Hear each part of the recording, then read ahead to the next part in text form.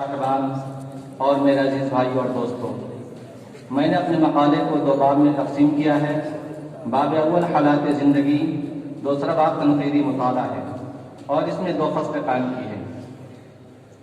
حرف اول، اردو ادب کو عام طور پر دو حصوں میں تقسیم کیا جاتا ہے، ایک نثری ادب اور دوسرا شعری ادب۔ شعری ادب کو ہم نظم اور غزل کے دو بڑے زمروں میں تقسیم کر سکتے ہیں۔ اردو شاعری کا جب بھی تذکرہ ہوتا ہے تو عام طور پر اس سے مراد اردو غزل ہوتی ہے۔ شعری ادب کا سلسلہ بہت قدیم ہے اور اس میں سب سے زیادہ دلچسپی لینے والے صوفیاء کرام تھے۔ پھر ایک دور میں سودا انشاء اور ذوق نظر آتے ہیں۔ ذوق کے ہم عصروں میں غالب اور مومن ہی فن شعر میں مہارت کے ضامن نظر آتے ہیں۔ آج کے اس مقالے میں مومن کے حالات زندگی اور اردو ادب میں ان کا شعری مقام و مرتبہ کو واضح کیا گیا ہے کہ وہ فن شاعری کے کس کس اصناف میں تمام آزمائی کی۔ عام طور پر ان کے یہاں تین اصناف کا ذکر ہے: غزل، قصیدہ اور مثنوی۔ لیکن آپ غزل گوئی میں مہارت تامہ رکھتے تھے اور آپ اسی سے معروف و مشہور ہیں۔ اسی طرح میں نے تنقیدی مطالعہ میں محاسن کے اندر ان کے شعر کی مختلف خصوصیت کا ذکر کیا ہے، مثلا معاملہ بندی، حسن مقطع، مکر شاعرانہ۔ اسی طرح ان کے یہاں تنافر کلمات، تنافر حروفی پایا جاتا ہے۔ حالات زندگی، نام و نسب: محمد مومن بن حکیم غلام نبی بن حکیم نامداد خان، آپ کا تخلص مومن ہے۔ جائے پیدائش: مومن خان کی پیدائش 1800 عیسوی دہلی کے اندر ہوئی۔ تعلیم و تربیت: مومن خان نے ابتدائی تعلیم گھر پر ہی حاصل کی، پھر عبدالقادر دہلوی رحمہ اللہ سے حاصل کی۔ فارسی کی بھی تعلیم حاصل کی۔ علم طب اپنے چچا اور اپنے والد محترم سے سیکھا۔ علم نجوم اور رمل بھی مہارت حاصل کی، مگر سب سے زیادہ دلچسپی شاعری اور علم طب میں تھی۔ شاعری کا شوق بچپن ہی سے تھا، اس لیے ابتدائی سے شاہ نصیر دہلوی سے اصلاح لیتے رہے۔ گھریلو احوال: مومن خان کے آباء و اجداد اصلاً کشمیری شرفا تھے جن کا خاندانی پیشہ طباقت تھا، اور آپ کے والد گرامی بھی ایک ماہر حکیم تھے۔ آپ کے دادا رحمہ اللہ مغلیہ سلطنت کے آخری دور میں کشمیر سے آ کر دہلی میں آباد ہو گئے تھے۔ آپ کی رسائی مغلیہ دور میں ہوئی اور آپ بھی شاہی طبیبوں میں شامل ہو گئے۔ اخلاق و کردار، اسی طرح مذہب و مسلک: شعری دنیا میں شاعروں کے یہاں مسلک و مذہب کی تعین اصلاً نہیں ہوتی ہے، لیکن مومن خان مومن نے اپنے فقہی مسلک کے اظہار میں جرأت ایمانی سے کام لیا اور صاف صاف لفظوں میں بتا دیا کہ حدیث کا متبع، تقلید کا منکر اور خالص محمدی ہوں۔ لکھتے ہیں: ارباب حدیث کا میں فرما بر ہوں، تقلید کے منکروں کا سر دفتر ہوں، مقبول روایت ایمن قیاس یعنی کہ فقط مطیع و پیغمبر ہوں۔ وفات: آپ کی وفات 1852 عیسوی میں دہلی کے اندر ہوئی۔ باب کم تنقیدی مطالعہ: تنقید کی تعریف: تنقید کا لغوی معنی ہے پرکھنا یا برے اور بھلے کا فرق معلوم کرنا۔ اصطلاحی تعریف ہے محاسن اور معائب کا صحیح اندازہ کرنا اور اس پر کوئی رائے قائم کرنا۔ اس تعریف کے بنیاد پر میں نے اس کو دو فصل میں قائم کیا، ایک محاسن اور دوسرا معائب۔ فصل اول: مومن خان عہد زری کے دوسرے بڑے شاعر ہیں جن کا اہم وصف معاملہ بندی ہے۔ ان کی شہرت غزلوں کی وجہ سے ہے، اگرچہ ان کی غزلوں کا دائرہ حسن و عشق تک محدود ہے، لیکن اس محدود دائرے میں بھی انہوں نے درجہ کمال حاصل کیا، اور مومن خان نے ایک محدود اور مختصر دائرے کے اندر عاشقانہ جذبات کو جن نئے نئے طریقوں سے پیش کیا وہ دوسرے شاعروں کے یہاں مشکل سے ملے گا۔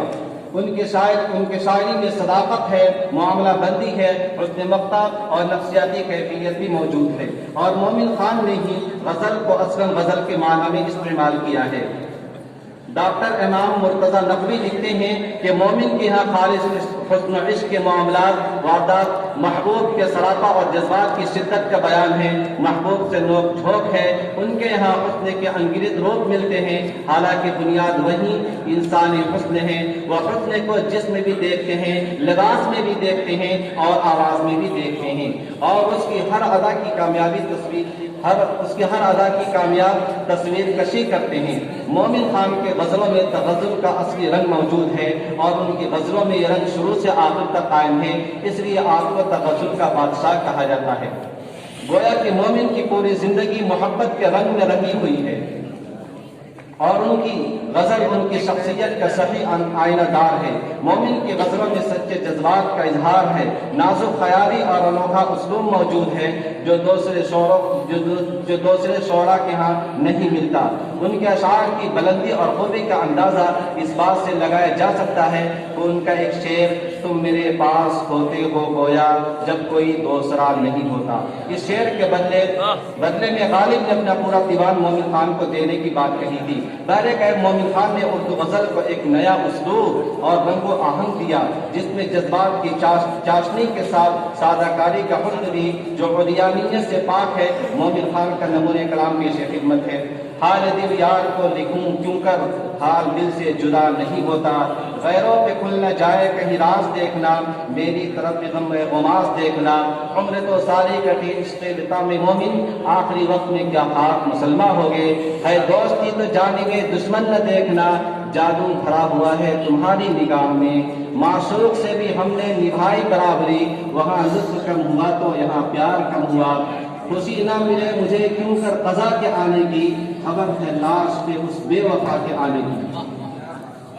عشق پردہ نشی پہ مرتے ہیں، زندگی پردہ دم نہ ہو جائے، وہ اپنی غزلوں میں حسن بازی کے بجائے حسن پردہ نشی کا ذکر کرتے ہیں، جیسا کہ اوپر کے آخری شعر سے واضح ہوا۔ انہوں نے عاشقی کی لیکن زمین کی باتیں زمین پر کی، آسمان پر نہیں اڑے۔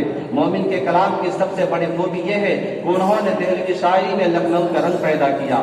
ان کے کلام پر فارسیت کا رنگ غالب ہے اور شاہ نصیر اور ناصر کا رنگ بھی دکھائی دیتا ہے۔ شاہ نصیر کا اثر ان کے ردیفوں میں بھی اس طرح ہے، وہ جو ہم میں تم میں قرار تھا، تمہیں یاد ہو کہ نہ یاد ہو، وہی یعنی وعدہ نبھا کا، تمہیں یاد ہو کہ نہ یاد ہو۔ مومن فطرت انسانی کے ماہ نواز کی طرح شاعری میں عشقیہ مضامین باندھتے ہیں۔ جگہ جگہ ان کے اشعار سے یہ بات سامنے آتی ہے کہ انہوں نے رقیب و محبوب کے دل رکھنے کی باتیں کی ہیں، لیکن اس کے پیچھے ان کا مدعا پوشیدہ رہتا ہے۔ اسی انداز کو ضیاء احمد بضائی نے کہا تھا، مکر شاعرانہ کا نام دیا، کہا کہ غیروں پہ کھل نہ جائے کہیں راز دیکھنا، میری طرف تمہیں خماس دیکھنا۔ فصل دوم، مومن خان کے کلام میں جہاں محاسن سے لبریز ہے تو وہیں ان کے کلام میں کچھ معائب بھی نظر آتے ہیں، اور یہ کوئی بڑی بات نہیں کیونکہ یہ کلام انسانی ہے۔ جہاں ایک انسان کی خوبی محاسن ہے تو وہیں اس کے معائب بھی ایک صفت ہے، اور یہ چیز ان کے عمدہ صفات ہونے پر دلالت کرتا ہے۔ حق آخر خلاصہ کلام یہ کہ مومن خان مومن کی شاعری اپنے دور اور اس دور میں مقام رفیع حاصل کیا۔ آپ کے اندر شاعری بہت ہی عمدہ اور پرلطف ہے۔ آپ کی شاعری میں صداقت کا پہلو غالب ہے، ورنہ عام طور پر شاعری مجازی ہوتی ہے، اور آپ کی شاعری سے ایسا لگتا ہے کہ آپ نے تجربہ کاری کی بنیاد پر شاعری کی ہے۔ اور سب سے اہم بات یہ کہ آپ درباری شاعر نہیں تھے، آپ درباروں سے ہٹ کر شاعری کی، اور یہی وہ چیز ہے جو آپ کی شاعری کو ممتاز کرتی ہے۔ والسلام علیکم ورحمۃ اللہ۔